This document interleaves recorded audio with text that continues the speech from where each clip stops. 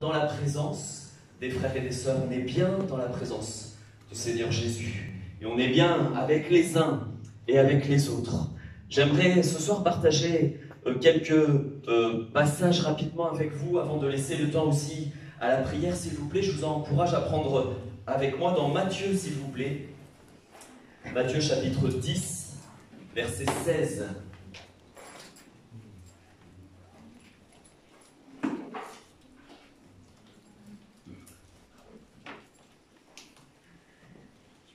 Bienvenue à ceux qui nous rejoignent, Paul, et ton épouse. Que Dieu soit béni, on est heureux de vous accueillir au milieu de nous après ces longues semaines d'absence. Matthieu, chapitre 10, versets 16 à 42, jusqu'à la fin du chapitre. Voici, c'est Jésus qui parle. Voici, je vous envoie comme des brebis au milieu des loups. Soyez donc prudents, comme les serpents, simples, comme les colombes. Mettez-vous en garde contre les hommes, car ils vous livreront aux tribunaux et ils vous battront de verges dans leurs synagogues. Vous serez menés à cause de moi devant des gouverneurs et devant des rois pour servir de témoignage à eux et aux païens. Mais quand on vous livrera, ne vous inquiétez ni de la manière dont vous parlerez, ni de ce que vous direz. Ce que vous aurez à dire vous sera donné à l'heure même. Car ce n'est pas vous qui parlerez, c'est l'Esprit de votre Père qui parlera en vous. Le frère livrera son frère à la mort, et le père son enfant. Les enfants se soulèveront contre leurs parents et les feront mourir. Vous serez haïs de tous à cause de mon nom, mais celui qui persévérera jusqu'à la fin sera sauvé. Amen, on va continuer, mais c'est vraiment le verset que j'aimerais qu'on retienne. Celui qui persévérera jusqu'à la fin sera sauvé. C'est Jésus qui l'a dit. C'est une promesse. Quand on vous persécutera dans une ville, fuyez dans une autre. Je vous le dis en vérité, vous n'aurez pas achevé de parcourir les villes d'Israël que le Fils de l'homme sera venu. Le disciple n'est pas plus grand que le maître, ni le serviteur plus que son Seigneur. Il suffit au disciple d'être traité comme son maître et au serviteur comme son Seigneur. S'ils ont appelé le maître de la maison Belzébul, à combien plus forte raison appelleront-ils ainsi les gens de sa maison? Ne les craignez donc pas, car il n'y a rien de caché qui ne doive être découvert, ni de secret qui ne doivent être connus. Ce que je vous dis dans les ténèbres, dites-le en plein jour, et ce que je vous dis à l'oreille, prêchez-le sur les toits. Ne craignez pas ceux qui tuent le corps et qui ne peuvent tuer l'âme, mais craignez plutôt celui qui peut faire périr l'âme et le corps dans la géhenne. Qui? C'est le Seigneur. C'est le Seigneur qui envoie aussi au moment du jugement final. C'est lui qui condamnera et qui enverra. C'est le Seigneur, effectivement. C'est lui qu'on doit craindre. On ne doit pas craindre ceux qui persécutent, on ne doit pas craindre ceux qui nous maltraitent, on ne doit même pas craindre l'ennemi de nos âmes. On doit craindre le Seigneur et le suivre fidèlement, parce qu'il nous promet que si on persévère jusqu'à la fin, eh bien, on sera sauvé. Ne vantons pas 2 passereaux pour un sou, cependant, il n'en tombe pas un à terre sans la volonté de votre Père. Et même vos cheveux sont tous comptés. Ne craignez donc pas, vous valez plus que beaucoup de passerons. C'est pourquoi quiconque se déclarera publiquement pour moi, je me déclarerai moi aussi pour lui devant mon Père qui est dans les cieux. Mais quiconque me reniera devant les hommes, je le renierai moi aussi devant mon Père qui est dans les cieux. Ne croyez pas que je sois venu apporter la paix sur la terre. Je ne suis pas venu apporter la paix, mais l'épée. Car je suis venu mettre la division entre l'homme et son père, entre la fille et sa mère, entre la belle-fille et sa belle-mère, et l'homme aura pour ennemi les gens de sa maison. Celui qui aime son père ou sa mère plus que moi n'est pas digne de moi, a dit Jésus. Et celui qui aime son fils ou sa fille plus que moi n'est pas digne de moi. Celui qui ne prend pas sa croix et ne me suit pas n'est pas digne de moi. Celui qui conservera sa vie la perdra, et celui qui perdra sa vie à cause de moi, a dit Jésus, la retrouvera. Alléluia. Celui qui vous reçoit me reçoit, et celui qui me reçoit reçoit celui qui m'a envoyé. Celui qui reçoit un prophète en qualité de prophète recevra une récompense de prophète. Et celui qui reçoit un juste en qualité de juste recevra une récompense de juste.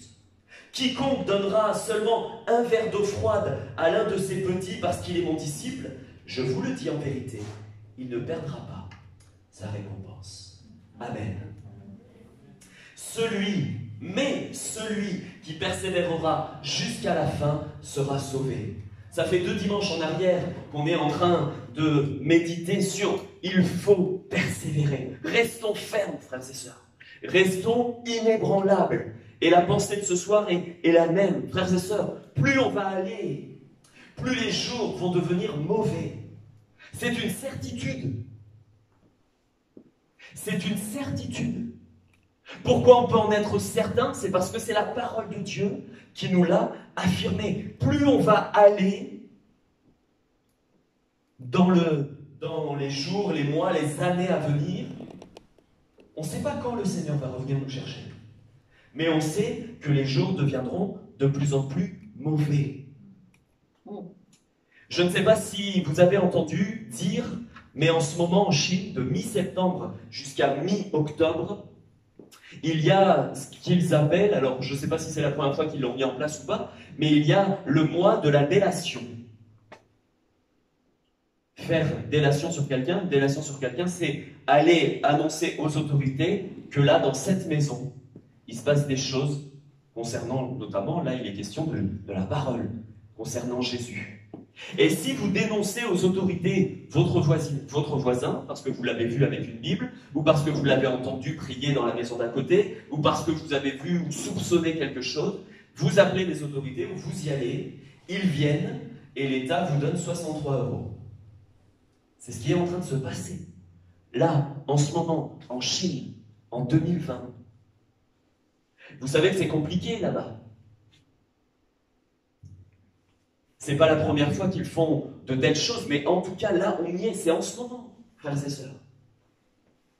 Jésus nous avait prévenu que le jour viendra où même les gens de nos maisons, de nos familles, nous poursuivront devant les tribunaux à cause de notre foi.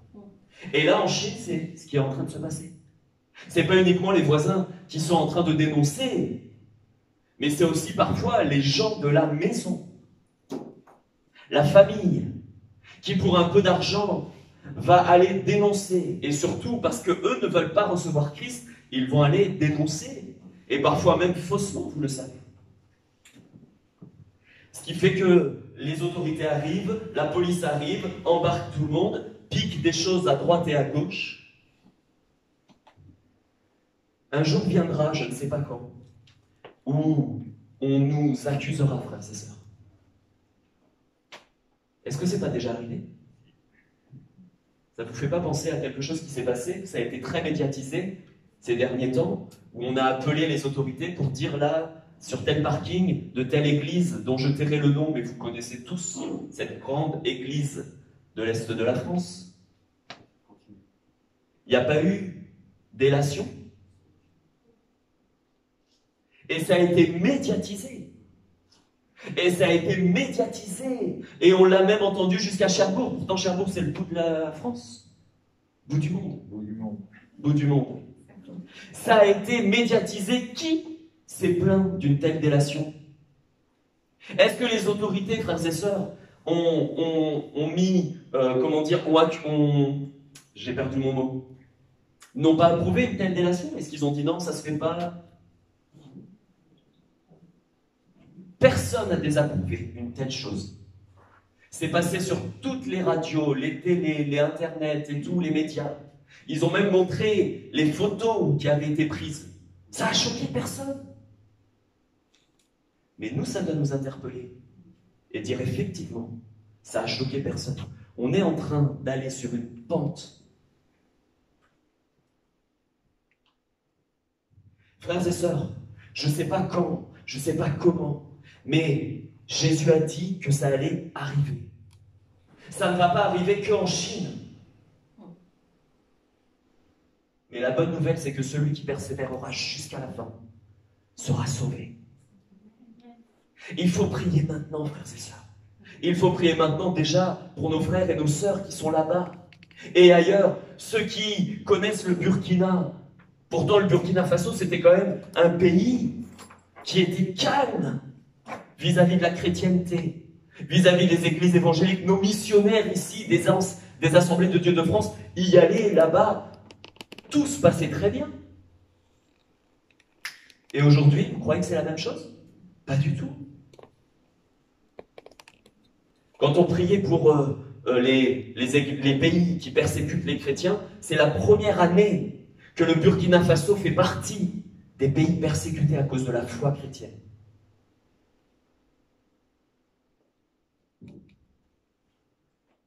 Vous remontez 10 ans en arrière, c'était pas possible ça.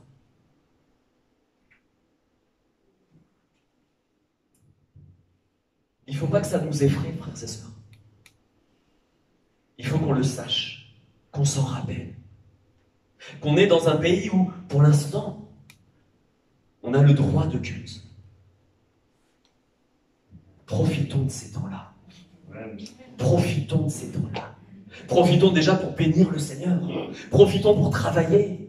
Parce que pour l'instant, on est derrière les masques. Et aussi, excusez-moi, mais l'ennemi aimerait bien nous taire. L'ennemi seulement?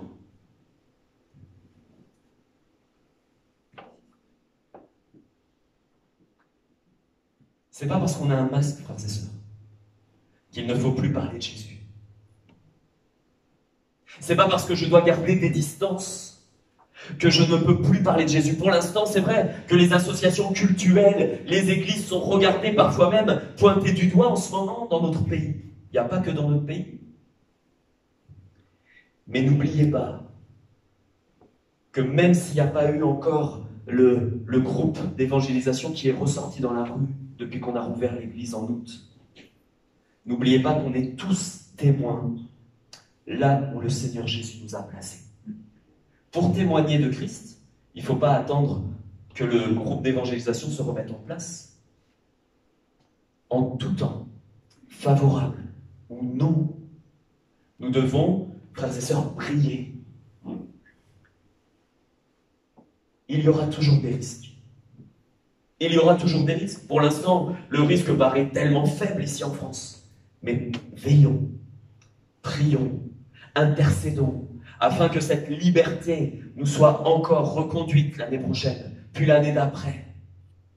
Il ne faudrait pas qu'on commence à se réveiller et à servir le Seigneur au moment où on sera là sur le point où les gens de notre maison nous emmèneront aux tribunaux. Parce que là, croyez-moi, on aura d'amers regrets. Et on se dira, quand je pense que pendant des années, j'ai pas travaillé, alors qu'il y avait toute la liberté. Quand je pense que pendant des années, je ne me suis pas déplacé pour aller prier avec les frères, avec les sœurs, et aujourd'hui j'en aurais tellement besoin. Mais voilà, les églises sont fermées. Est-ce que je rêve?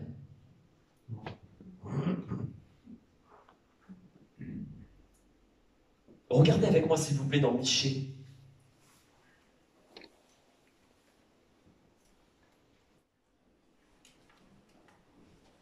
Michée, chapitre 7.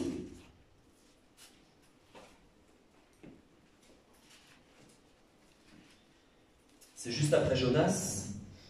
Michée, chapitre 7, du verset 2 au verset 10.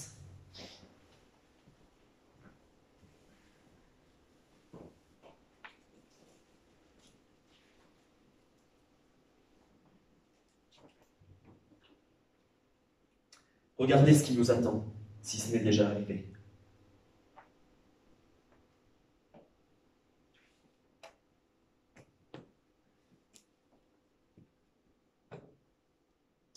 L'homme de bien a disparu du pays.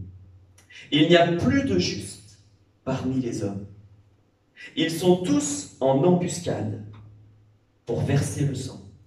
Chacun tend un piège à son frère. Leurs mains sont habiles à faire le mal.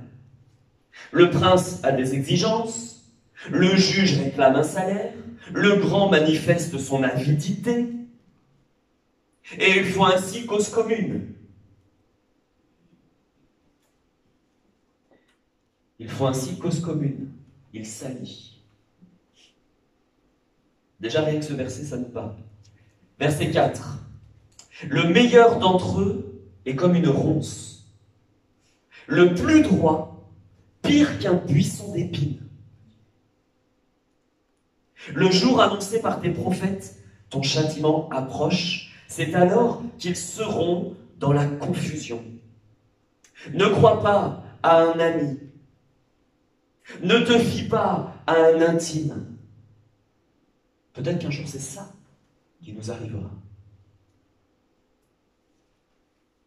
Devant celle qui repose sur ton sein, la plus proche de toi.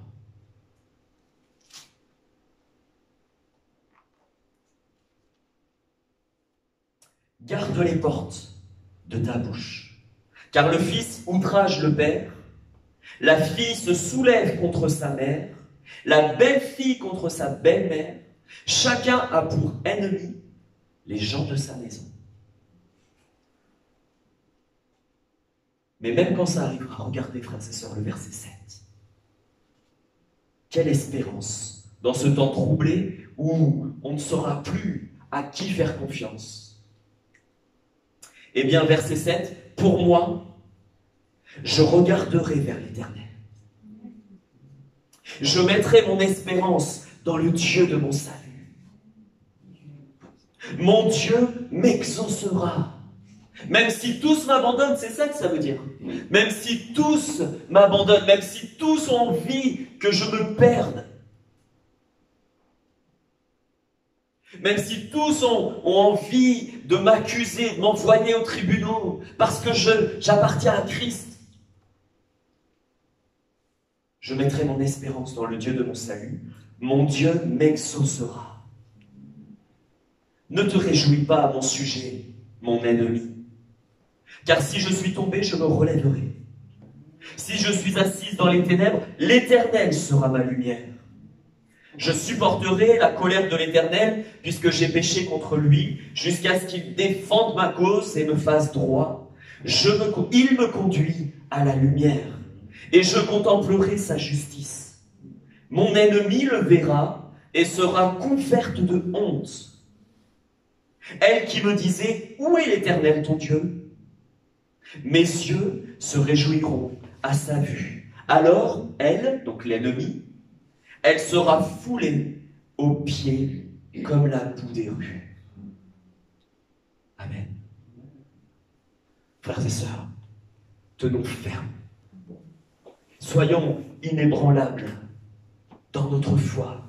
Et même si on arrive à être persécuté ici en France, frères et sœurs, n'abandonnez pas la foi. N'abandonnez pas la foi. Et même si l'église est fermée, et je l'avais dit même avant le confinement, c'était pas pour dire quoi que ce soit, mais ça va arriver, ça peut arriver, on ne sait pas. Si le Seigneur nous a prévenus,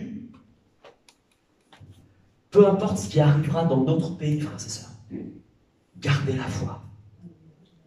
Soyez fermes, soyez fidèles. Et même si un jour votre berger, votre pasteur n'a même plus le droit de vous appeler au téléphone, parce que ça craindra pour votre vie et pour la mienne, gardez la foi. Gardez la foi. C'est pas moi la source de votre salut. C'est Jésus. Jésus a dit, mais celui qui persévérera,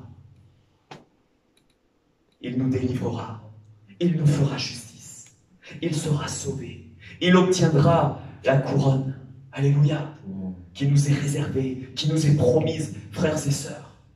Gardons la foi, coûte que coûte. Et il n'y a pas à dire, nous savons qu'on va dans des jours de plus en plus sombres.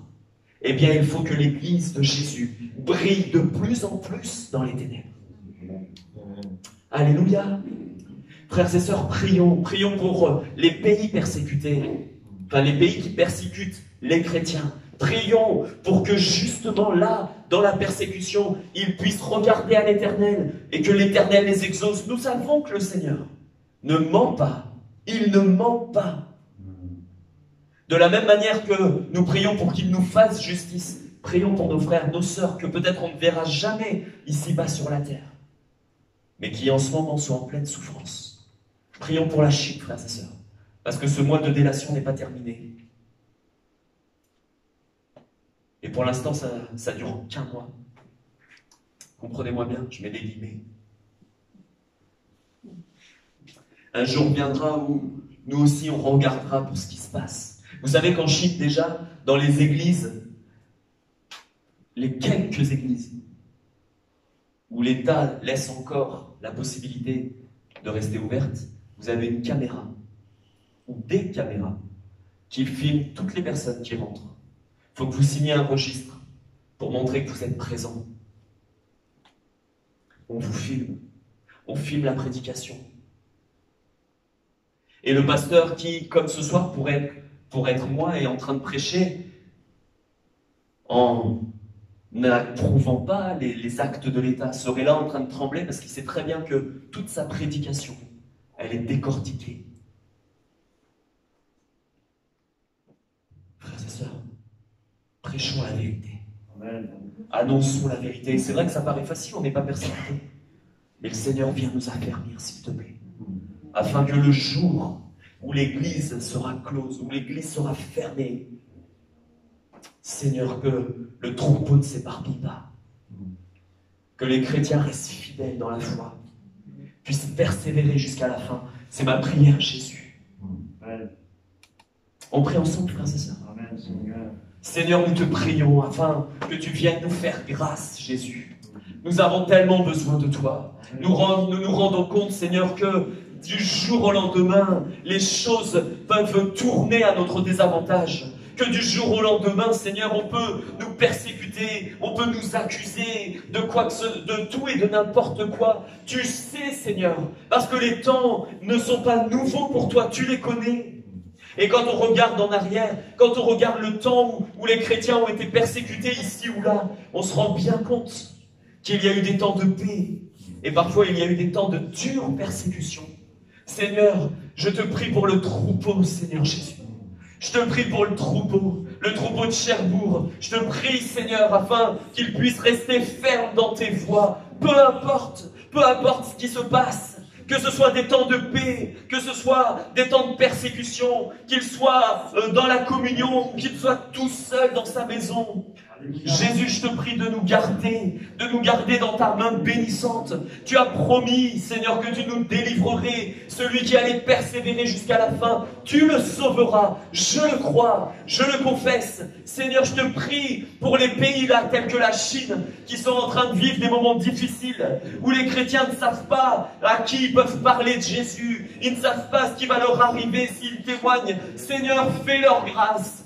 Jésus, fais leur grâce. Seigneur, nous crions à toi, afin que tu puisses, Seigneur, te manifester dans leur cœur. Remplis-les de consolation, remplis-les de foi, remplis-les de hardiesse, de joie. Seigneur, ta joie, ta paix qui dépasse toute intelligence. Alors que leur cœur devrait être perturbé. Je te prie pour la paix dans les maisons. Je te prie pour la paix dans les foyers. Je te prie pour qu'il y ait des conversions à la place des délations. Seigneur, ta grâce, Jésus, parce que tu n'as pas changé. Seigneur, nous t'aimons. Jésus, nous voulons te suivre. Aide-nous à confesser Christ envers et contre tout, parce que tu veux qu'on confesse ton nom. Jésus, garde-nous. Garde-nous de te renier devant les hommes. Fais-nous grâce, Seigneur. Garde notre pays de France qui va mal. Garde notre pays de France, Jésus. Garde-nous, garde tes enfants. Et que le peuple des enfants de Dieu ici en France puisse encore s'élargir,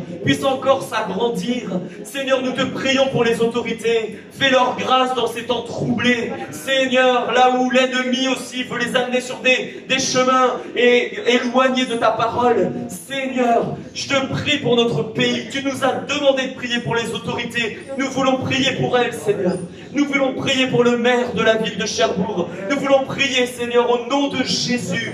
Personne d'autre que toi peut intervenir dans un cœur. Nous prions à toi. Nous crions à toi au nom de Christ. Seigneur, nous prions pour nos enfants qui grandiront dans ce monde, qui grandiront dans ce pays. Je te prie afin qu'ils connaissent la paix. Seigneur, fais leur grâce à nos enfants. Jésus, nous t'avons tout donné. Nous t'avons donné nos vies. Nous te prions pour que nos enfants t'appartiennent, Seigneur, et qu'ils soient arrachés, Seigneur, de ce que le diable veut mettre sur leur épaule. Nous te prions afin qu'il y ait des prédicateurs de l'évangile, afin qu'il y ait des missionnaires, afin qu'il y ait la lumière qui brille au milieu de nos enfants. Au nom de Jésus, fais grâce. Fais grâce à ton peuple qui a tellement besoin. Amen. Amen. Amen. Jésus.